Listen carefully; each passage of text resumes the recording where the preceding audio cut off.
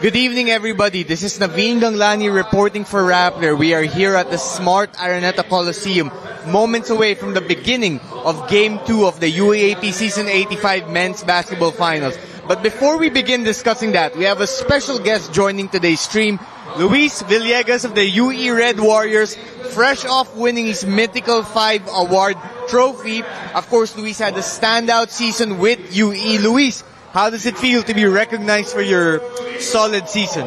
Honored, thankful for God for the opportunity that He presented to me.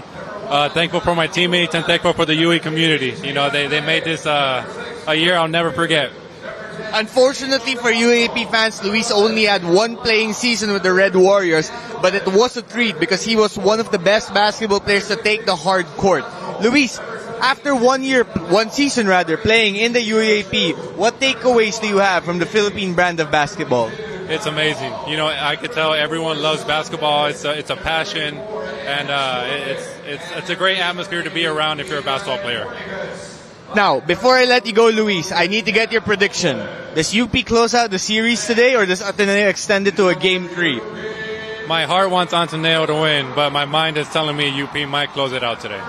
Interesting. Why does your mind tell you UP will win? And what are the reasons for your heart telling you Ateneo would win? Just because mentally, thinking about it, they're so talented. UP, from their bench to their starting 5, there's not a big drop-off. And my heart is with Ateneo just because my friend is on there, and I want him to succeed.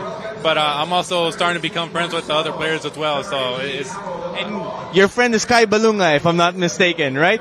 Kai had 0 points in Game 1. How do you think he's going to perform today? He's going to bounce back. He's young, so he's still learning. But I know he's got it in him to come back stronger. Awesome. Thank you so much for joining us, Luis. It's a pleasure. And congratulations again.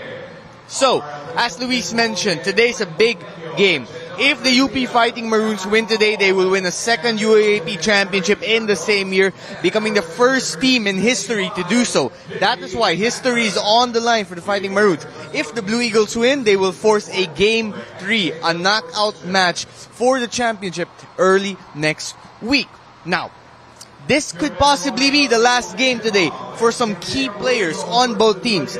Both Xavier Lucero and Henry Galonato and also UP team captain Brix Ramos are playing in their final UAAP seasons, which means if UP wins today, they will go out with a championship. On the other side, BJ Andrade, Angelo Kwame, and Dave Ildefonso are expected to play their last seasons with the Blue Eagles. Now, the future isn't exactly certain for now, but that is the expectation, which also means they will likely go out with a bang, or they would at least try to.